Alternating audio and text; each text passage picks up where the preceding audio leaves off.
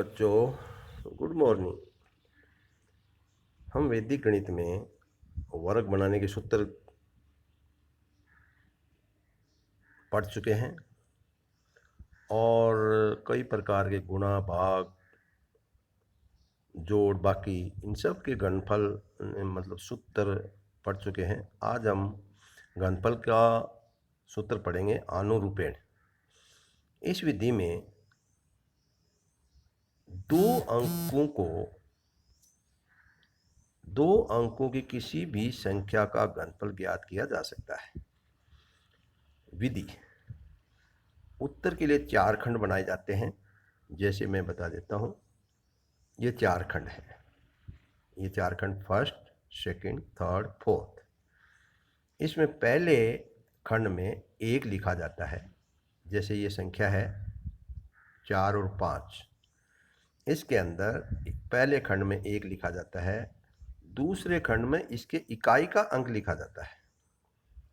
तीसरे खंड में इकाई का वर्ग लिखा जाता है और चौथे खंड में इकाई का घन लिखा जाता है, यानी 5 की घात 3 लिखा जाता है यहाँ। और इसी प्रकार हम वापिस इसको चारों खंडों को फिलअप करेंगे विपरीत साइड में। सबसे पहले चौथे खंड में 1 लिखेंगे। इसी प्रकार तीसरे खंड में दहाई का अंक लिखेंगे। दूसरे खंड में दहाई के अंक का वर्ग लिखेंगे और पहले खंड में दहाई के अंक का घन लिखेंगे। इन 4 की घात 3 लिखेंगे। इस प्रकार हम इनका सीधे कॉलम में गुणा करेंगे। 64 एकम 64, 16 पंजे 80, 25 चौक 100 और 125 एकम 125। फिर हमने दूसरे खंड का और तीसरे खंड का डबल करेंगे। 80 दूनी 160, 100 दूनी 200 और फिर इसमें हम जोड़ देंगे 100 और 200 300, 60 और 160 240 और इसी प्रकार 64 और 125।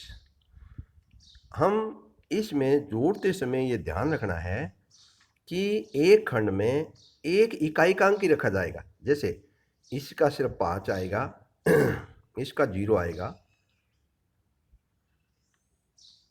तो इकाई के खंड में हम सिर्फ एक ही अंक रखेंगे। मतलब जैसे 125 है, हम 125 लिख दिया।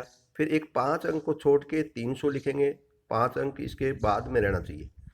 इसी प्रकार इसका 0 यहाँ रह जाएगा। फिर हम 240 लिखेंगे। ये 240 लिख दिया। इसका 0 ओपन रहना चाहिए, खुला रहना चाहिए, इसके ऊपर कोई अंक नहीं आना चाहिए। इसी प्रकार 64, इस 0 पर भी 64 4 जो है इकाई कहेंगे, इसके ऊपर 4 पे नहीं, 0 पे नहीं आना चाहिए। ये सब फ्री रहना चाहिए। तो हम इसको सीधे खड़े जोड़ेंगे। यानी 5 के ऊपर कुछ भी नहीं है तो ये 5 का 5 आ जाएगा। 2 पर सिर्फ 0 है और ऊपर कुछ नहीं है तो ये 2 का 2 आ जाएगा। 1 पर सिर्फ ये 0 है, ये 0 यहाँ कुछ नहीं है, इसका मतलब 1 आएगा। और यहाँ देखिए 3 और 4 7 और 4 11, 11 का 1 असल लागी 1 और 6 और 1 7, 7 और 2 9। इस प्रकार अपना जो घनफल है वो 45 का घनफल आएगा 4125।